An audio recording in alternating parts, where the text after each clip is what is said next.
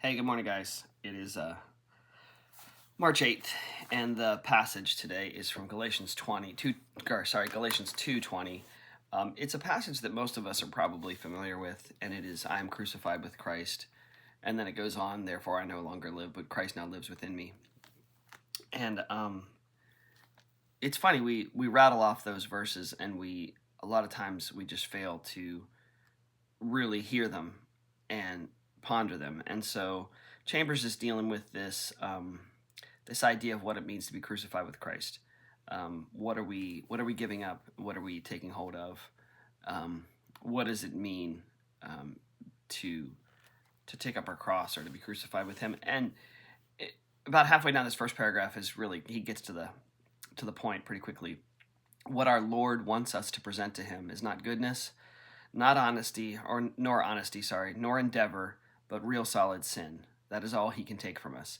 And I think the funny thing is that's all we have to offer. That's what we have to offer that He actually takes. He takes that from us.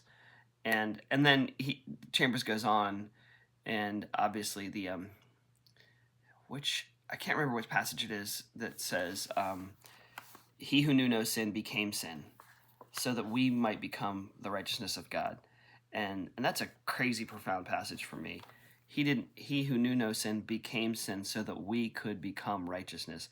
And that's really what Chambers is getting at here. He takes our sin, and in exchange he gives us righteousness. And he says, and what does He give us in exchange for our sin? Real solid righteousness. But we must relinquish all pretense of being anything, all claim of being worthy of God's consideration. And then I like this too, and I'll get to what does it mean to be crucified with Christ. Next paragraph, there will have to be the relinquishing, and he uses a lot of words here, but it really he delves down deeper and deeper with each word. Like the relinquishing, letting go of my claim, something I have hold of, to my right, something that I possess in me, to myself in every phase. So I need to relinquish my claim to my right, to myself in every phase.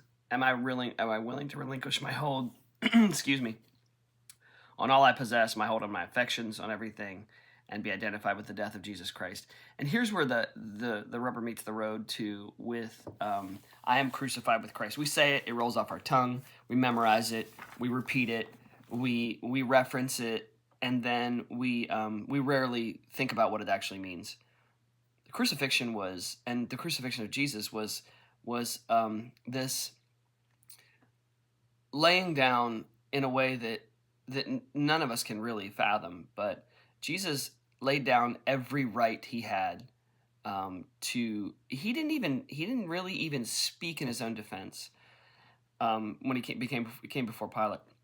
So He laid down His right to His throne, His right to His body, His right to His will. So He allowed, and that's the crazy thing. Can you imagine being able,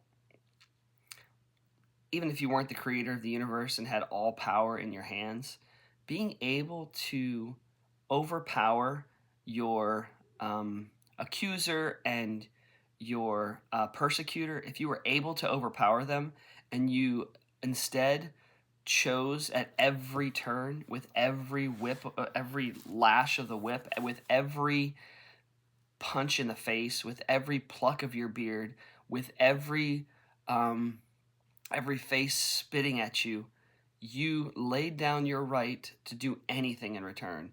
And so that's, I think, gives us a picture. When we say, I am crucified with Christ, it's not just, I bear my cross and I'm willing to go through hard stuff.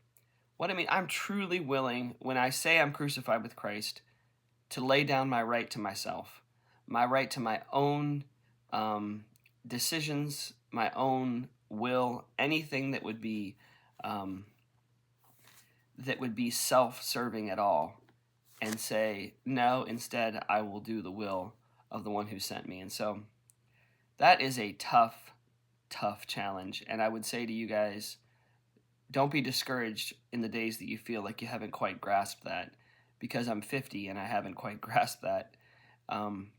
But my hope is that you and me both, with each day, will not just say the words, I'm crucified with Christ, but really truly say, no, I lay down my will. I relinquish, what did he say again? My hold?